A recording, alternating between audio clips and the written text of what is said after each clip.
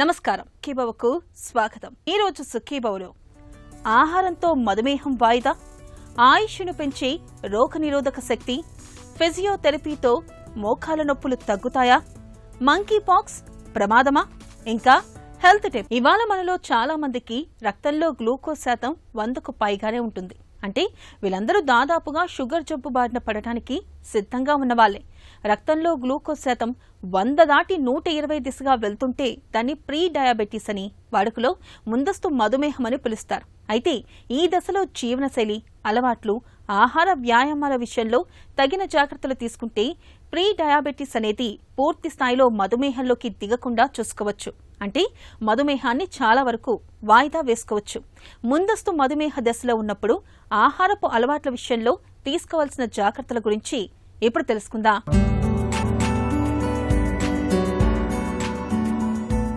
Sugar జబ్బు, దీని పేరులో మాత్రమే తీపి. ఒకసారి షుగర్ బారిన పడ్డాక ఇక జీవితమంతా చేదే.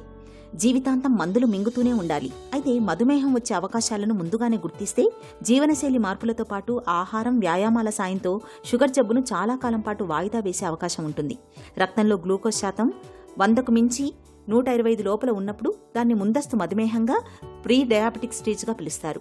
ఈ దశలో జీవన సరళిని మార్చుకోవడంతో పాటు రోజువారీ ఆహారంలో కొన్ని ప్రత్యేకమైన జాగ్రత్తలు తీసుకుంటే ప్రీ డయాబెటిస్ నుంచి పూర్తి స్థాయి షుగర్ జబ్బులోకి వెళ్లకుండా చూసుకోవచ్చు.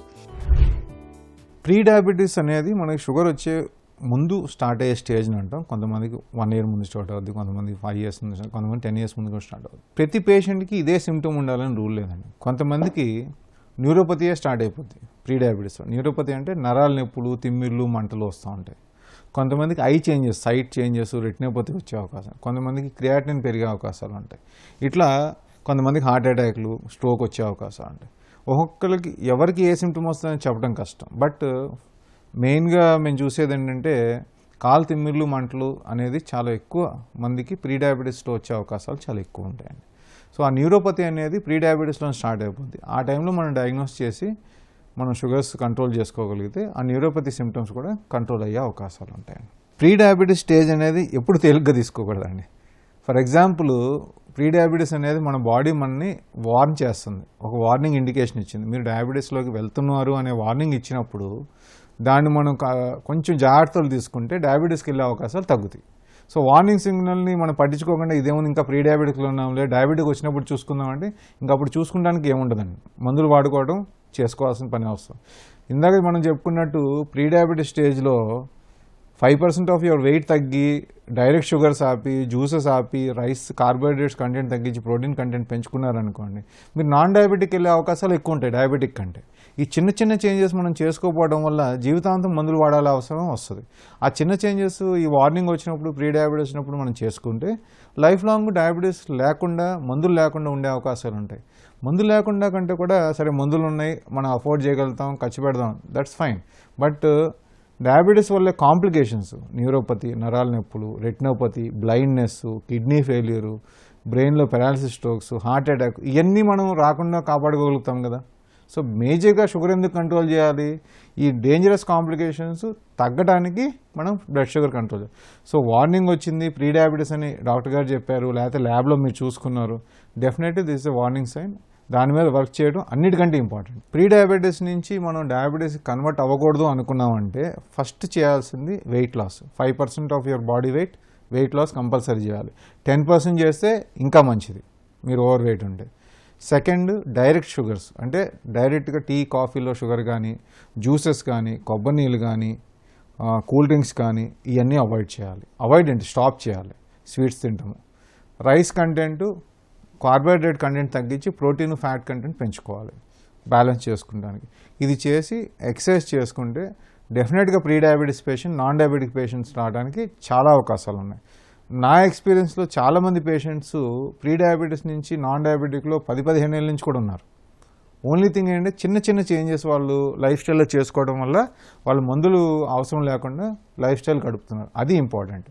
ఆహారం, శారీరక వ్యాయామం ఈ రెండే మధుమేహులకు తారక మంత్రాలు. ముందస్తు మధుమేహ దశలో ఉన్నప్పుడు రోజువారీ ఆహారంలో పిండి పదార్థాలని బాగా తగ్గించాలి. అన్నం, ఇడ్లీల వంటి తేలికగా జీర్ణమయ్యే ఆహారాలను తక్కువగా తీసుకోవాలి.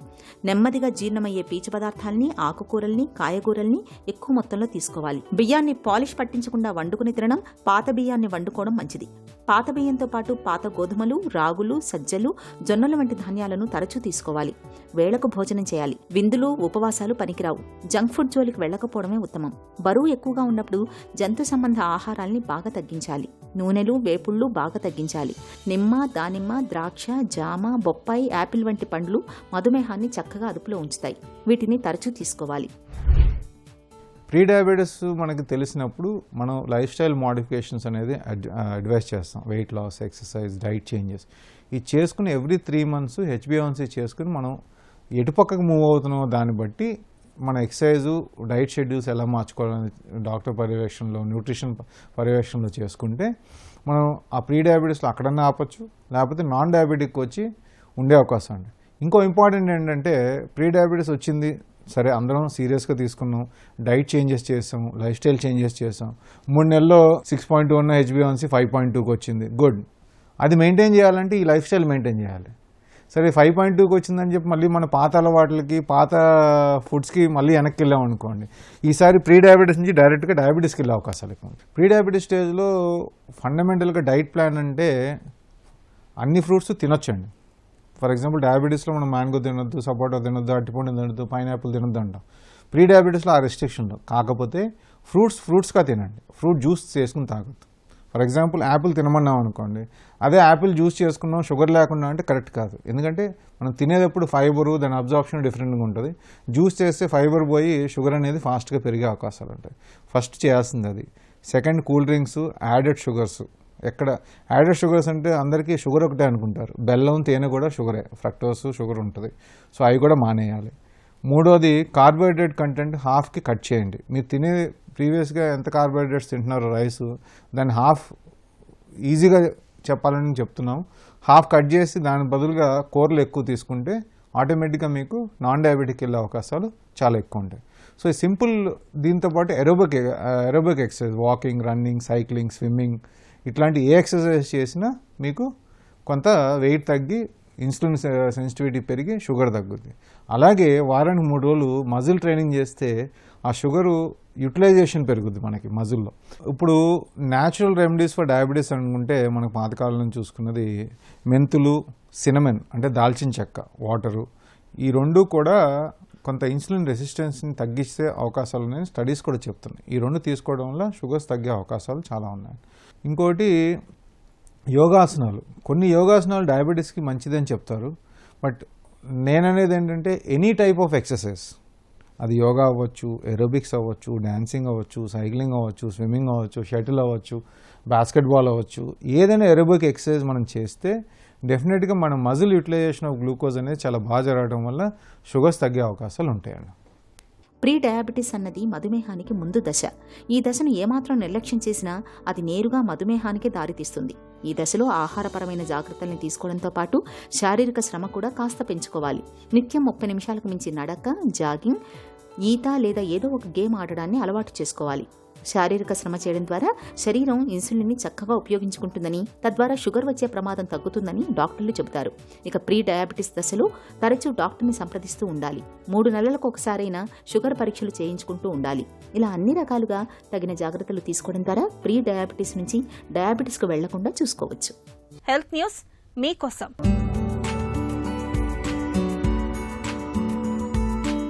వయసు మీద పడుతున్న కొద్దీ శారీరకంగా, విషయగ్రహణ పరంగా, సామాజికంగా బాగుండడం చాలా ముఖ్యం.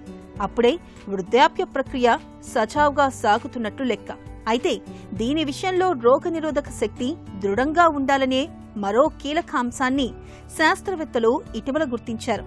రోగనిరోధక శక్తి దృఢంగా ఉండడం అంటే ఫ్లూ వంటి ఇన్ఫెక్షన్ల నుంచి బయటపడి తిరిగి ఆరోగ్యంగా ఉండగలిగే సామర్థ్యం అన్నమాట.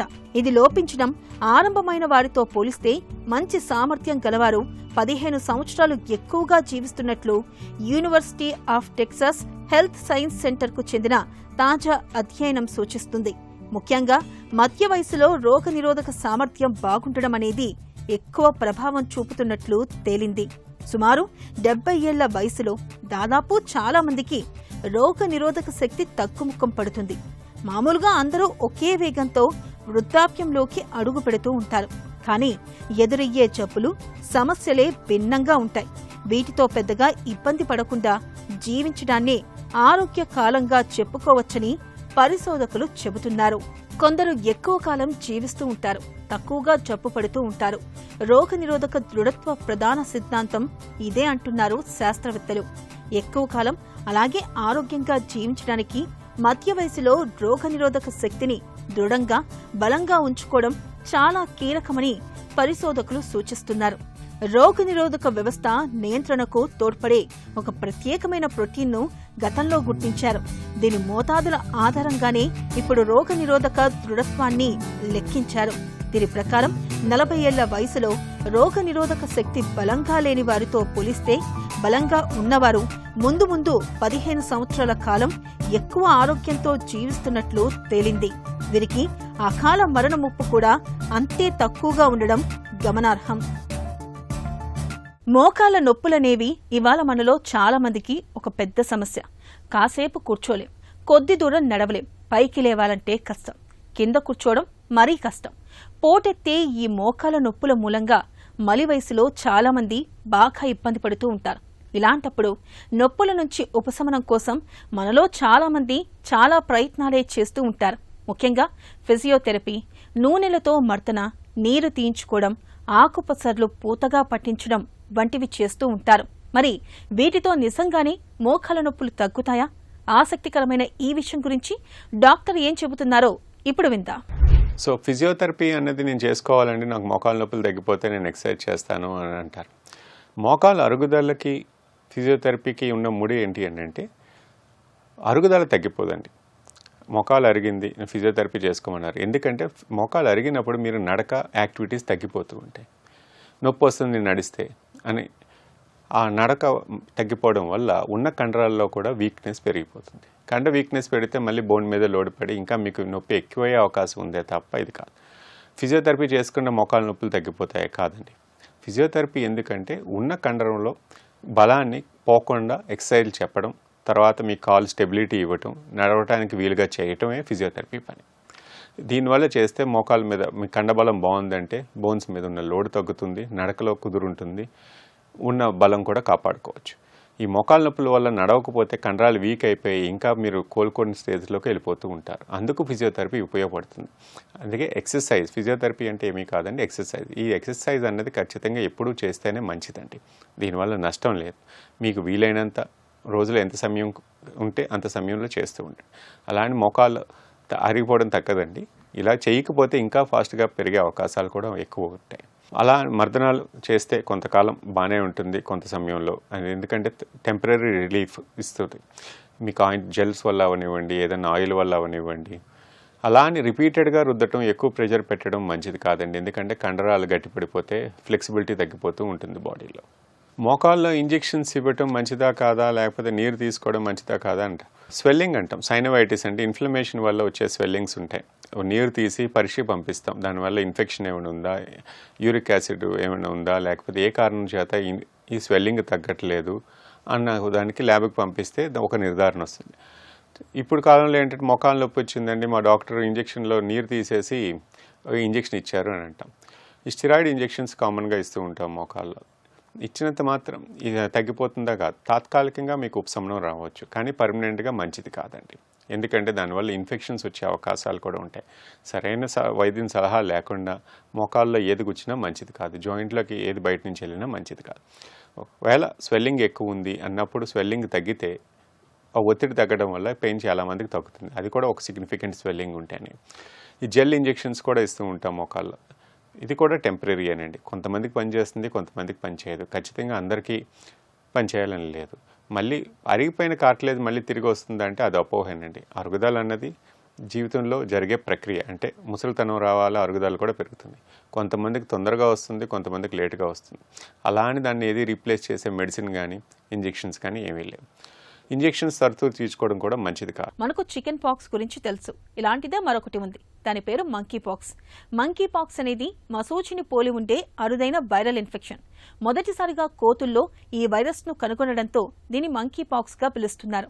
సాధారణంగా జంతువుల నుంచి మనుషులకు సోకుతుంది. తీవ్రమైన అంటువ్యాధి కావడం, మరోవైపు ప్రాణాంతకంగానూ పరిణమిస్తూ ఉండడంతో ప్రపంచ ఆరోగ్య సంస్థ మంకీ పాక్స్ ను అత్యవసర ప్రజారోగ్య సమస్యగాను ప్రకటించింది. ఈ నేపథ్యంలో మంకీ పాక్స్ గురించిన పూర్తి వివరాల్ని డాక్టర్ని అడిగి ఇప్పుడు తెలుసుకుందాం.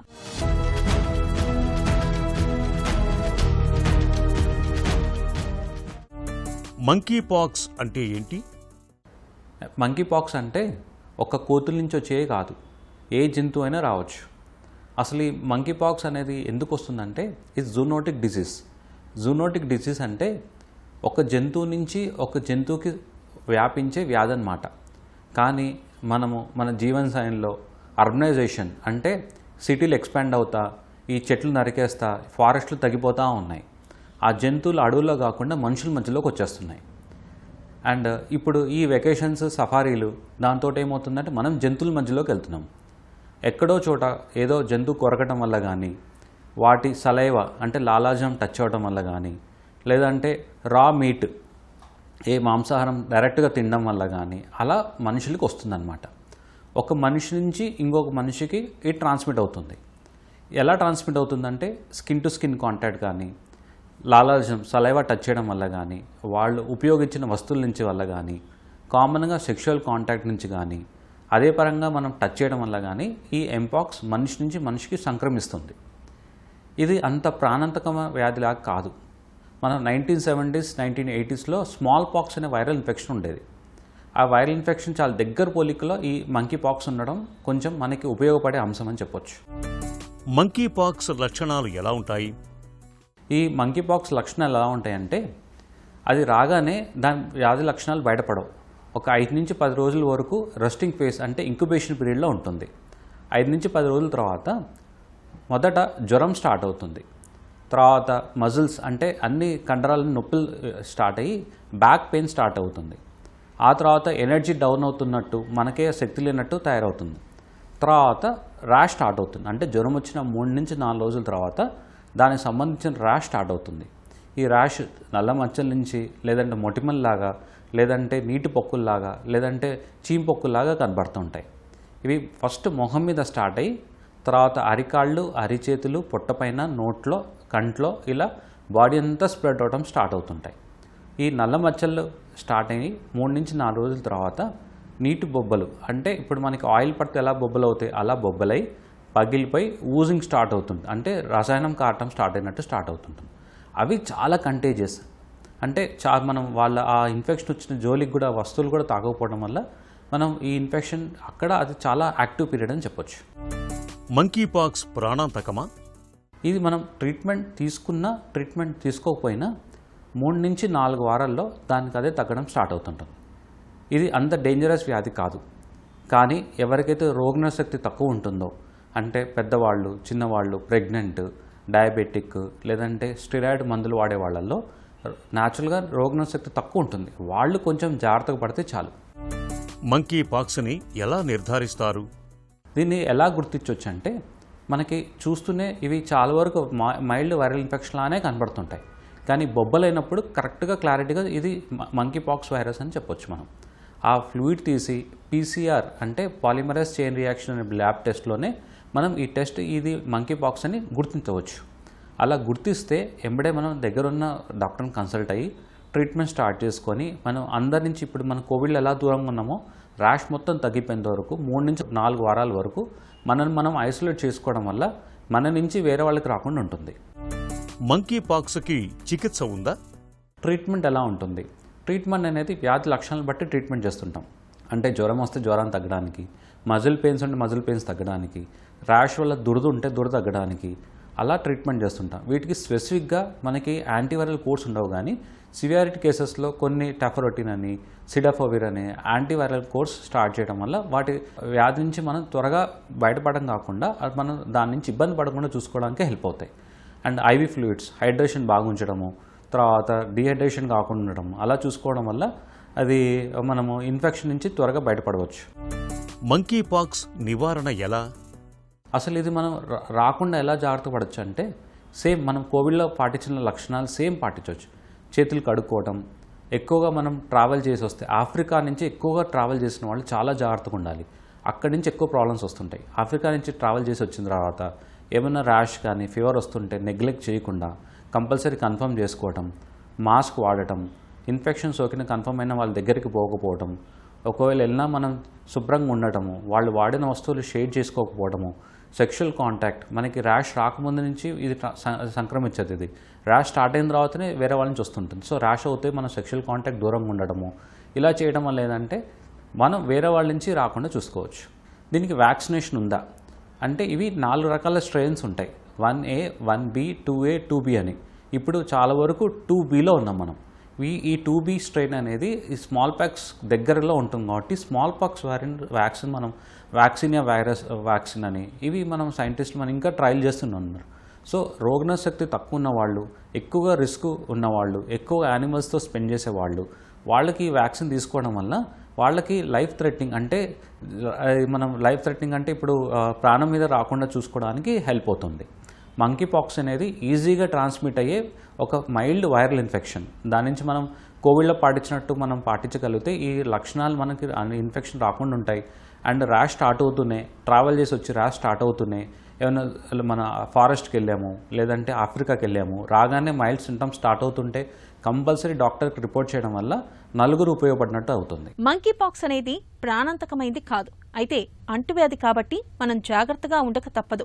అయితే లక్షణాలను గుర్తించినప్పుడు సత్వరమే వైద్యం తీసుకుంటే మంకీ పాక్స్ నుంచి సులువుగానే బయటపడవచ్చు. ఒక చిన్న చిట్కా మీకోసం. అజీర్తి బాధలకు సొంటి అద్భుతమైన ఔషధం. సొంటి పొడిని నెయ్యితో కలిపి భోజనం మొదటి ముద్దతో తీసుకోండి. అజీర్తి బాధలు తగ్గడంతో పాటు కడుపు నొప్పి, పొట్టలో వేదన నుంచి మంచి ఉపశమనం లభిస్తుంది.